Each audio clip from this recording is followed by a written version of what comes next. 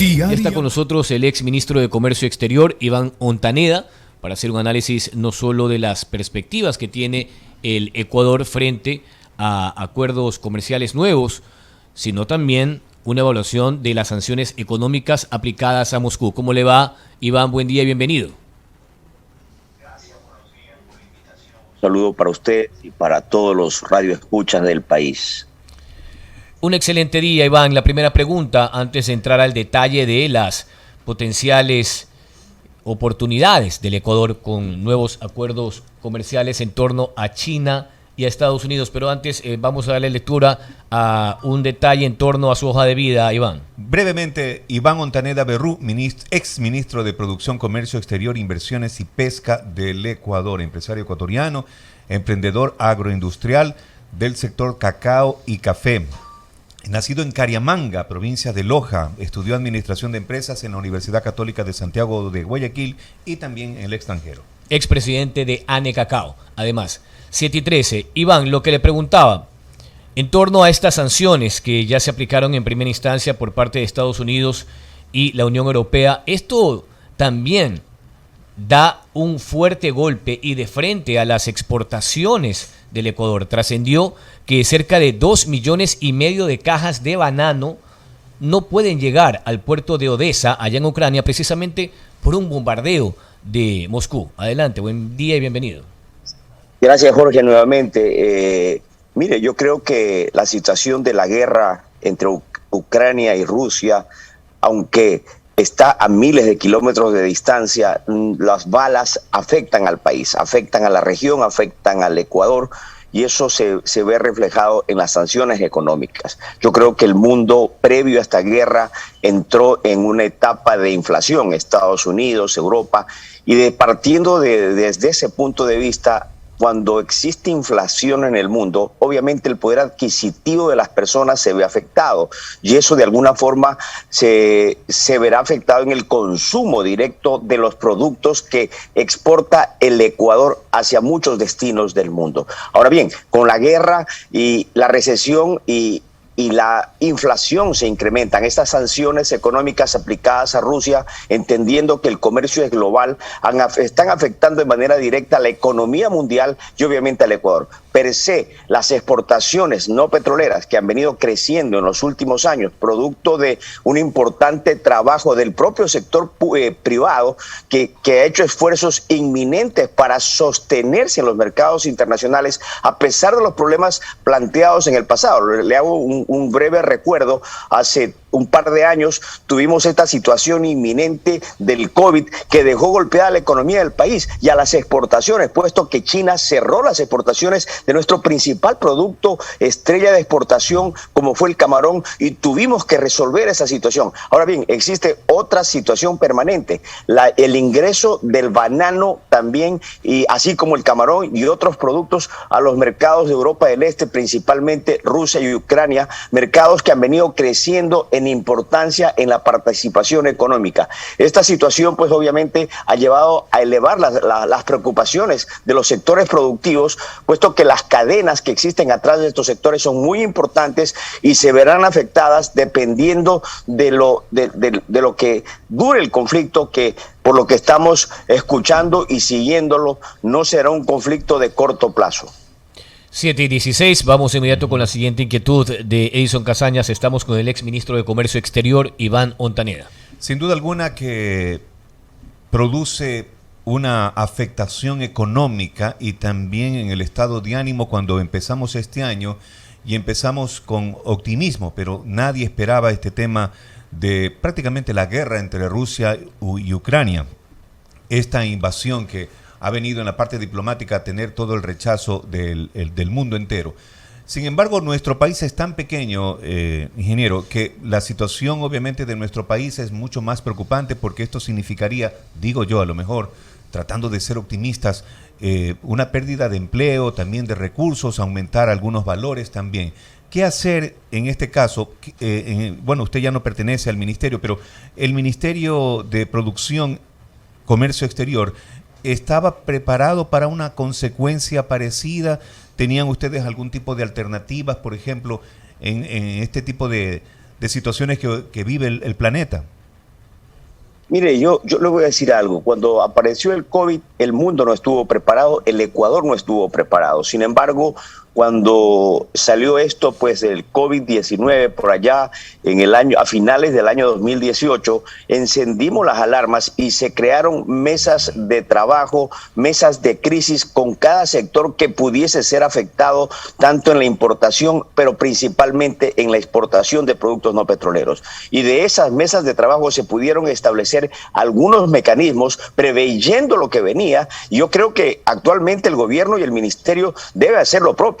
Buscar y no esperar pues que la crisis se ahonde, sino incluso semanas atrás se tuvo que haber convocado a estas mesas de trabajo, puesto que el conflicto viene sonando hace 3 o 4 semanas. Es decir, hoy ya estamos en medio de una guerra, pero hablando de la invasión, hablando de la preocupación, se habló hace 3 o 4 semanas y cada día que pase será mucho más complejo. Por eso, mientras más rápido se convoque a estas mesas de trabajo, mientras más rápido se tomen acciones para buscar el plan A, el plan B, qué hacer con nuevos mercados, hacia dónde enviar estos productos, este espacio que definitivamente se van a cerrar, puesto que puertos se cerrarán, pero van a existir opciones. Tendremos que ser imaginativos y buscar dentro de este consorcio público-privado, principalmente el propio sector privado, de cuáles son las afectaciones y en dónde se necesita el apoyo directo del gobierno nacional. Ese apoyo tendrá que verse no solamente en los destinos de las exportaciones, sino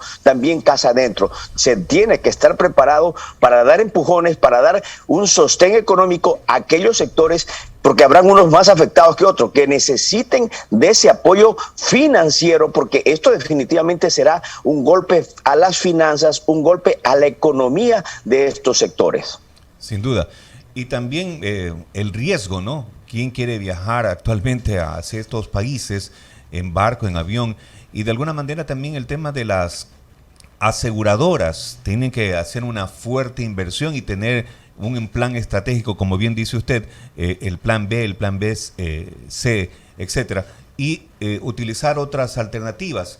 Y también tendrán que, igual que esas mesas de crisis, mesas de diálogo, utilizar los propios exportadores acá en nuestro país, ingeniero. Mire, definitivamente, el tema es que los costos directos que hoy tiene el sector exportador ecuatoriano son muy altos.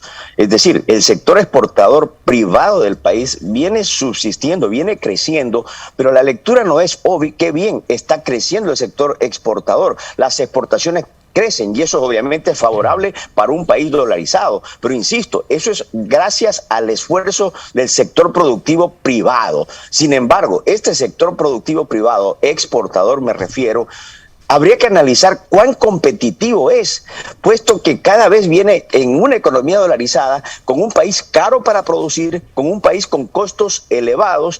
¿Cómo puede ser competitivo? Puesto que en la exportación usted no puede trasladar impuestos al consumidor final, usted no puede trasladar sobrecostos al consumidor final. Ya la pandemia del COVID y actualmente estamos pagando costos muy altos en temas logísticos, en temas de sobreprecios, y esos costos muchas veces no se pueden trasladar al consumidor final, puesto que usted queda fuera de mercado, y en ese sentido esos costos siguen siendo absorbidos por el sector productivo exportador, y este nuevo golpe de la guerra, este nuevo golpe va a ocasionar nuevos sobrecostos, y ahí es que donde tiene que entrar el gobierno nacional para ver cómo apuntala, cómo apoyo y cómo levanta ciertas medidas y ciertos costos que yo creo que hoy es momento también que desde el sector público se pueda analizar cuáles son los impactos y cómo se puede ayudar de manera concreta y directa a estos sectores productivos afectados.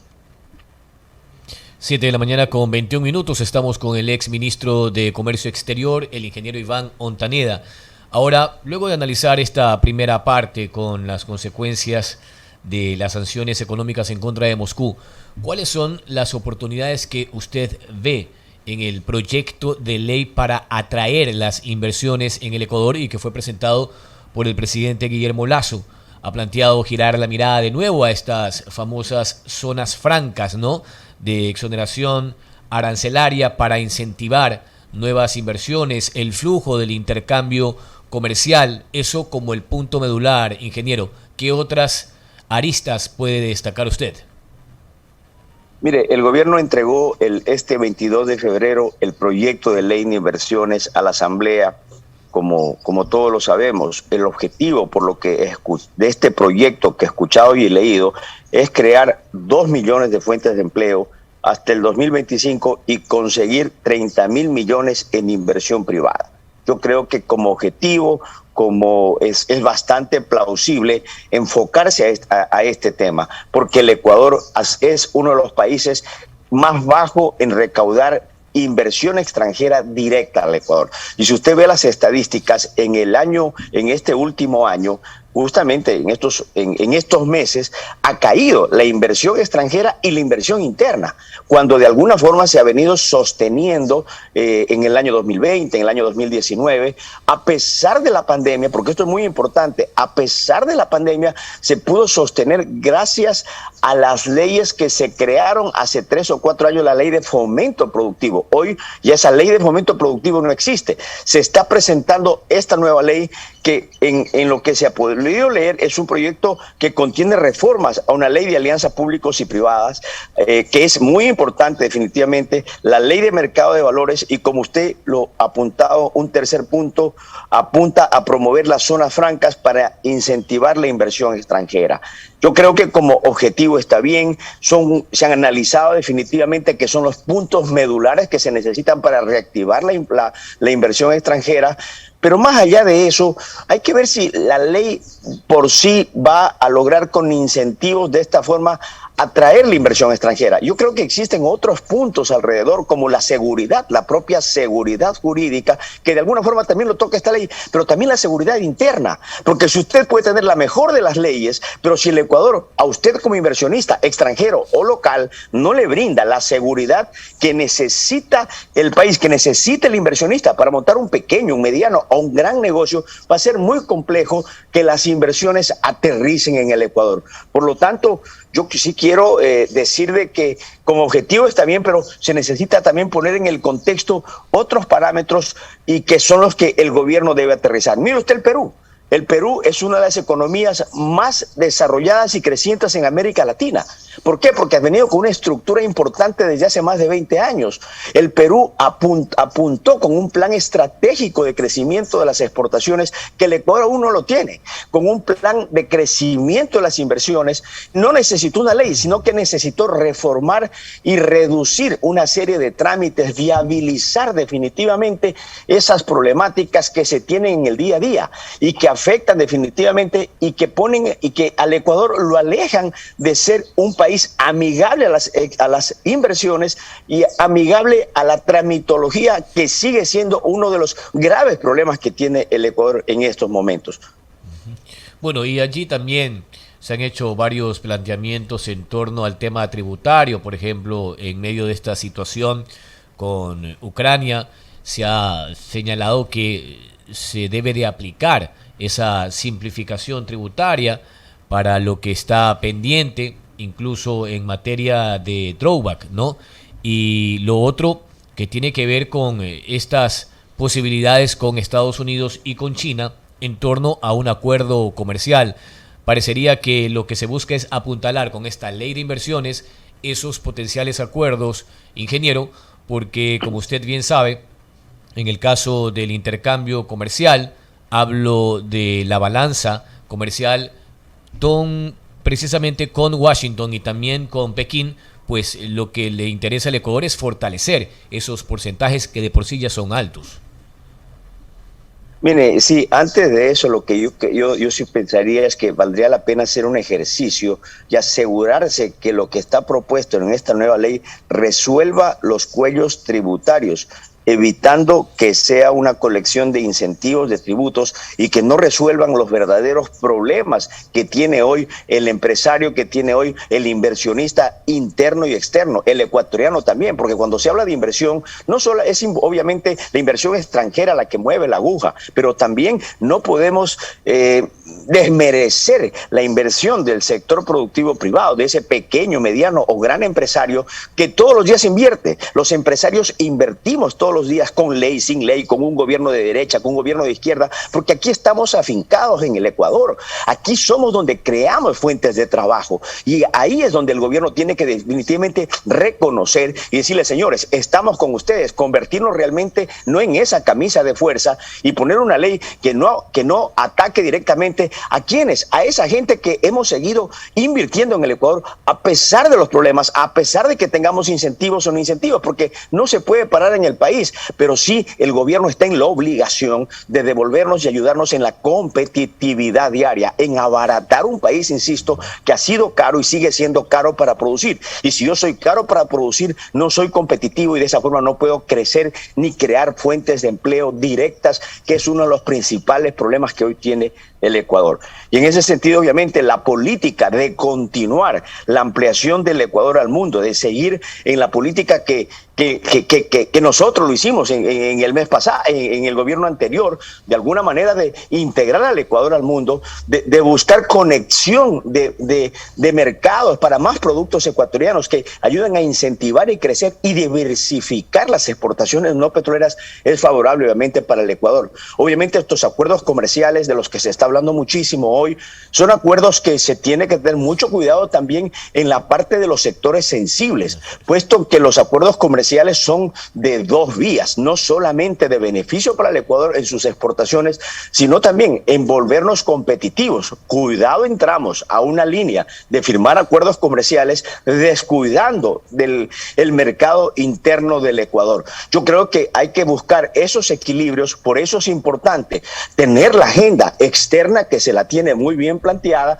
en acuerdos comerciales, que se está hablando con un monstruo como lo es China, como lo es Estados Unidos, que hoy es nuestro principal socio estratégico y que de alguna forma dejamos encaminado y enrutado el país a conseguir un acuerdo comercial. Se firmó un acuerdo de primera fase, algo inédito, histórico. Yo creo que ese fue uno de los pasos muy importantes que no se habla al momento, pero que ese paso lo dejó encaminado y sentado al país. Nadie dice que esto será la firma de un acuerdo comercial de la noche a la mañana, pero sin embargo hay que buscar, hay que seguir y hay que tratar de aprovechar las coyunturas macroeconómicas mundiales e incluso políticas. Hoy Estados Unidos necesita afincarse en la región. Colombia es el país de la región que más firme se encuentra con nuestro principal socio estratégico. El Ecuador tiene que hacer lo propio y veo que se está caminando en ese sentido. Lo importante es acelerar el ritmo, no bajar el paso de firmar este acuerdo comercial con nuestro principal aliado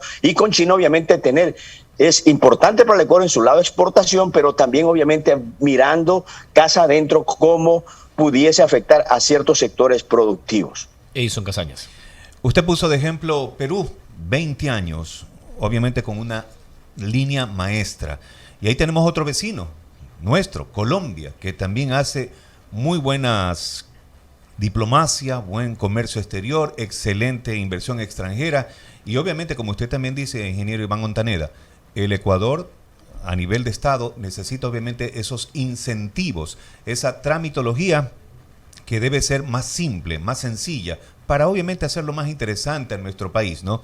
Y esto obviamente es una gran muestra de que a lo mejor, Dios quiera, somos optimistas una vez más, de que el administrador del país, el señor Guillermo Lasso, también tenga estas reglas o líneas maestras que vayan a durar en el tiempo. Y el que viene, ojalá, también siga teniendo estas muestras de que debemos tener un norte para cambiar este sistema un poco caduco, que como que nos quedamos en ese sistema de comercio exterior, justamente debido por esas trabas que tenemos, ingeniero.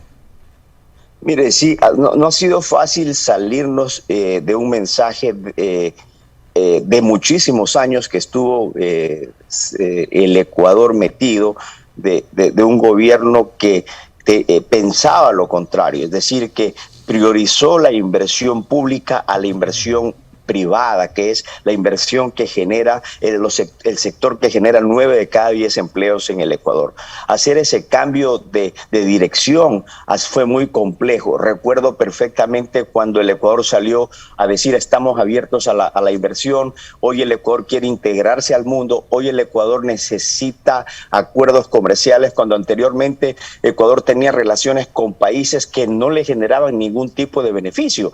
Entonces, hacer eso se vio y se sentía mucho escepticismo y desconfianza de parte de los agentes internacionales. Nos costó muchísimo dar ese viraje de timón, y lo más importante, cuando usted está en los negocios, cuando usted está en medio de este tipo de mensajes macroeconómicos, económicos y productivos, el mundo que necesitaba coherencia, porque por un lado el ministro de Comercio Exterior, de Inversiones, buscaba inversión extranjera, me refiero en el gobierno anterior del expresidente Correa. Por otro lado, se enviaban mensajes pues de seguir en el ALBA, de seguir con otros canales que no le estaban generando al Ecuador lo que más necesitaba: inversión privada, inversión y empleo. Hoy ese mensaje se cambió desde hace algunos años, nos costó muchísimo, y hoy el gobierno está cosechando muchas de este trabajo que se realizó, y obviamente tiene que seguir ampliándolo, porque esa es la línea, más allá de que sea un gobierno u otro gobierno, que ese ha sido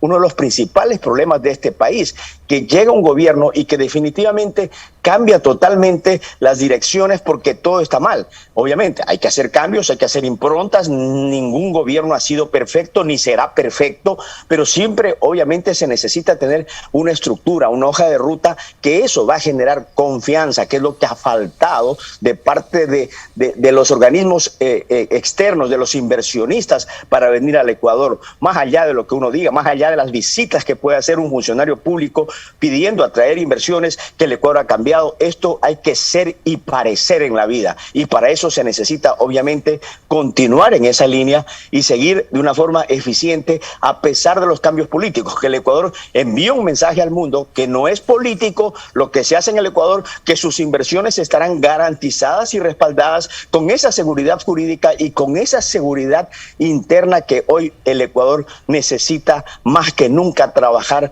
para enviar ese mensaje al mundo. Agradecemos las comparecencias, los criterios y las posturas del ingeniero Iván Montaneda, ex ministro de Comercio Exterior y Producción, en torno a lo que pasa en Ucrania y también la ley de inversiones presentada por el gobierno de Guillermo Lasso. Un fuerte abrazo, Iván, un gusto haberlo saludado en este día. Muchas gracias, siempre un placer y a las órdenes. Feliz día. Igualmente. Muy buenos días también. El ingeniero Iván Montaneda Berrús, ex ministro de Producción. Bueno.